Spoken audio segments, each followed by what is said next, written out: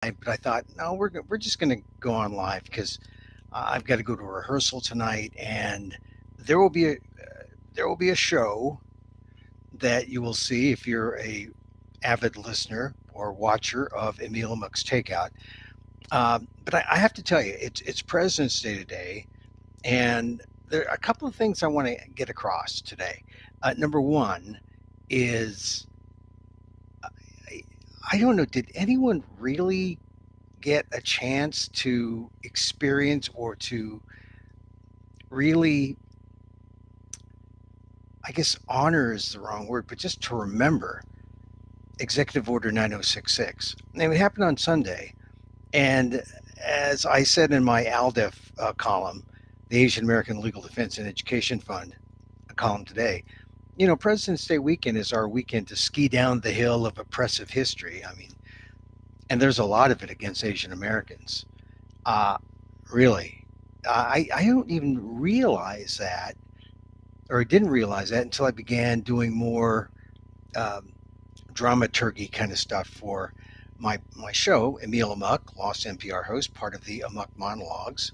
This is a new iteration of the Amok Monologues. It's my one man show that I'm doing at Under St. Mark's Theater in New York. And by the way, you can go to amok.com, click for tickets. You can see it live wherever you are, or you can, if you're in New York, you can get tickets. But really, I didn't intend it as a history show, but it turned out into that.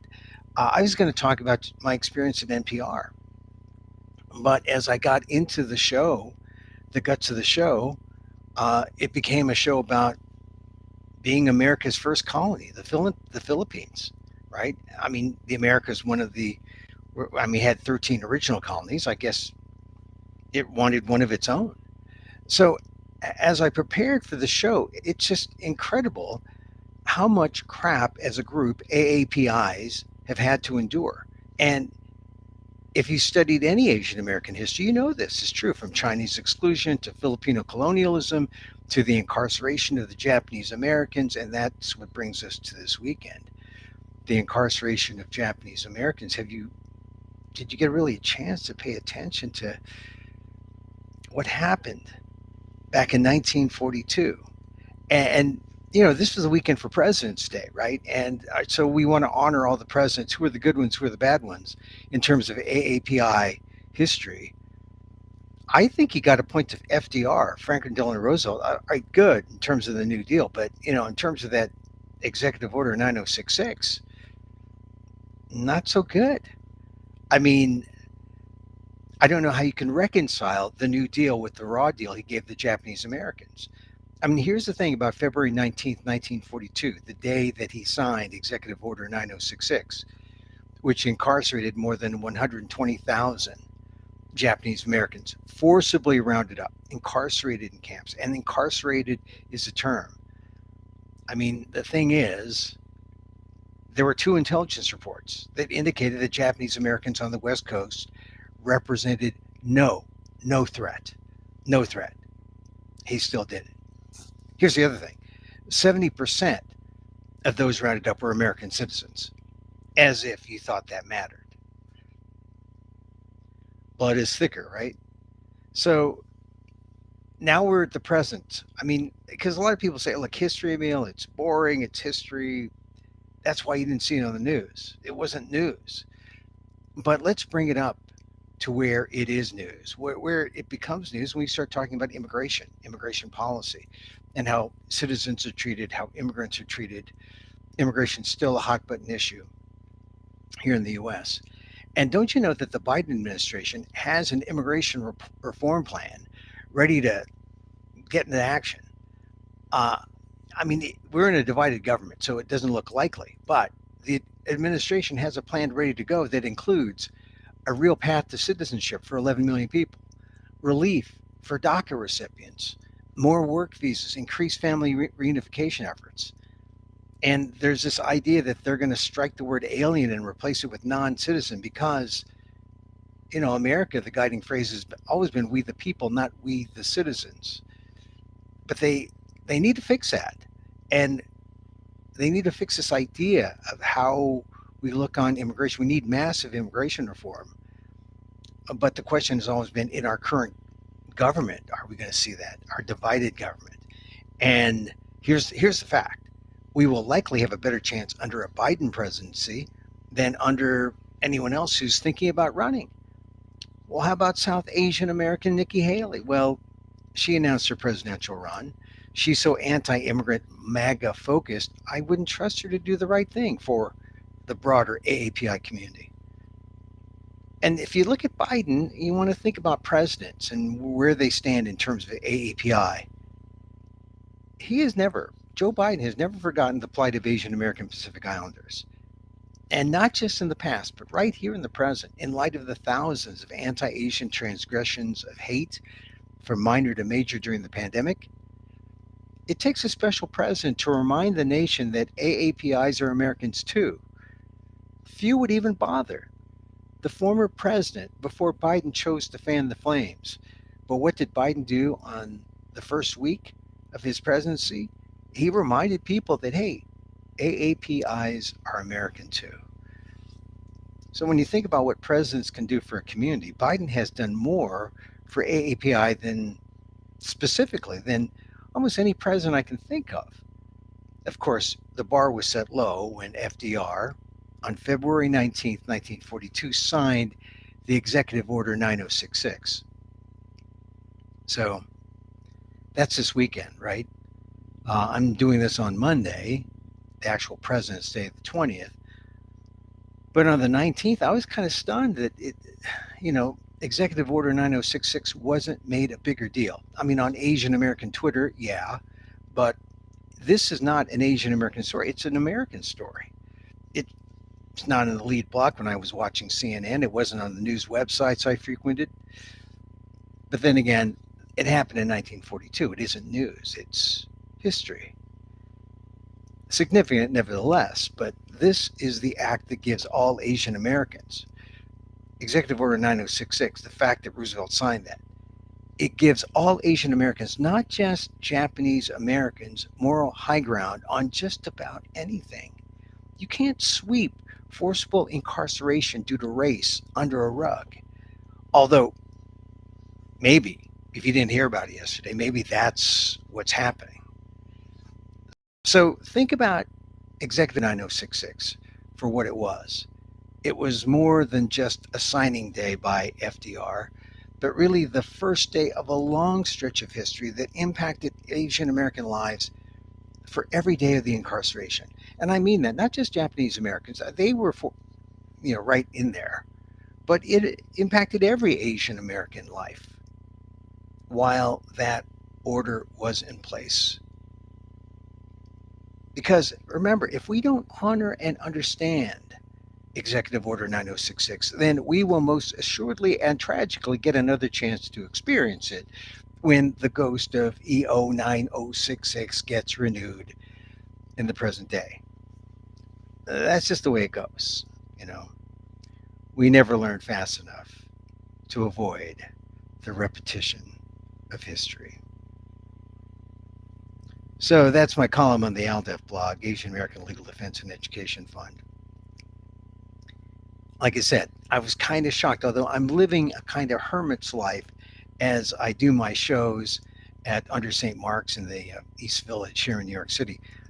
But I was thinking that maybe there'd be something more. There'd be something more mentioning what it means, what Executive Order 9066 really means. And because certainly no matter where you are on the Asian American spectrum, either generationally or racially, it has an impact on us.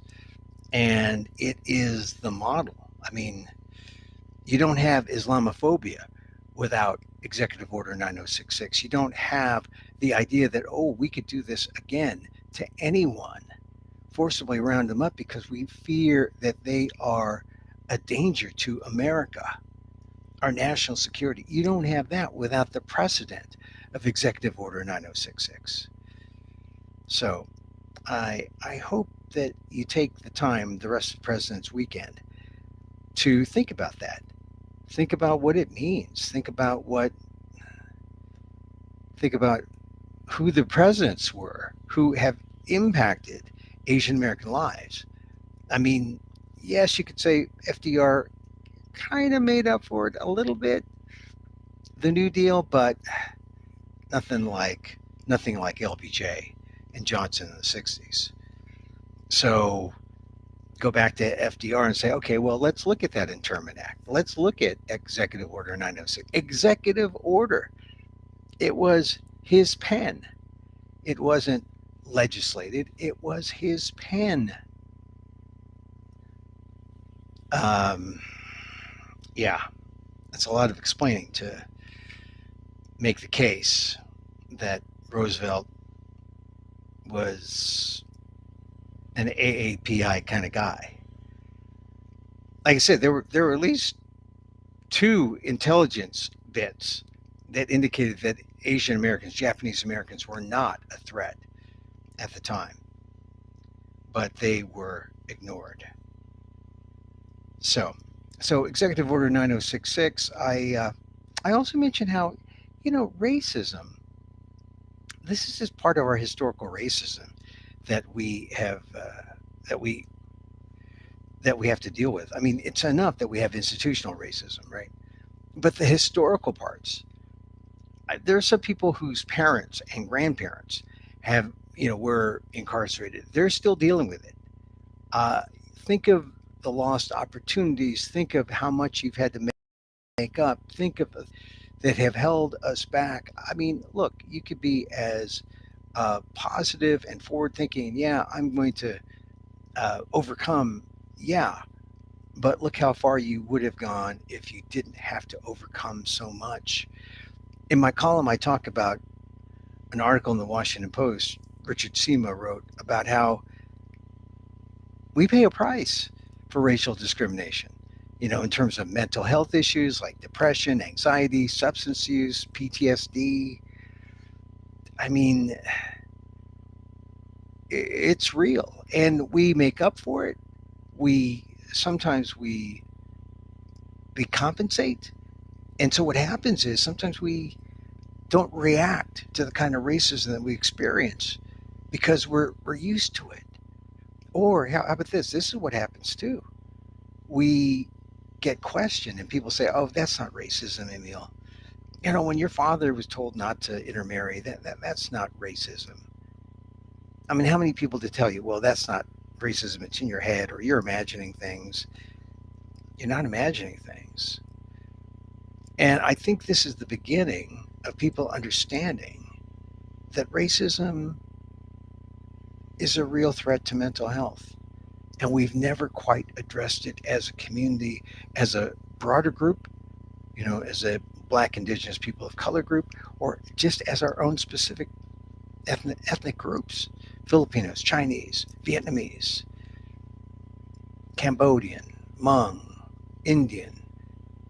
We haven't addressed it really. And now we are beginning to, and there's a mountain of hurt we've got to deal with. So some people talk about things, some people do one-man shows about being Filipino in America. It's not therapy, but it can be entertaining. You can get tickets by going to the ALDEF blog and clicking on this column, or go to my amok.com site, amok.com, and click there. Find out how to get tickets. You see on the screen here, it's Emil Amok, lost NPR host, frigid.nyc. You go there and get your tickets. And it's February 23rd, Thursday, February 25th, 26th, March 3rd, March 4th. So 5 more performances under St. Mark's. You can go there live here in the East Village, or live stream. I hope to see you. All right, that's it for the show here today. It's a quick pop-up. We're going to repeat it live at the top of the hour. I'm Emil Guillermo. Thank you for joining me. And really, if you can, catch Emil Amok, lost NPR host. It's my part of my Amok monologues. Catch it if you can, okay? At all the links. I like to close with a meditation, and I'm going to close with a meditation today. And it's simple. It's the loving kindness. It's the metta meditation. It's the Send it out to people first before you take it in. Yeah, and it's a simple one. It goes like this: As I wish for me, I wish for you. May you be safe. May you be happy. And may you be healthy. And may you live with ease. Emil Guillermo here. Talk to you again soon. I might do another pop up later. I got a review. That's kind of interesting. And we'll talk about the show, how I felt. The opening days of the show, last Thursday, last Saturday, good shows. They're going to be better this week. Yeah, the show's always evolving, but catch it if you can. Emil Guillermo here. Until next time, Mahal Kita.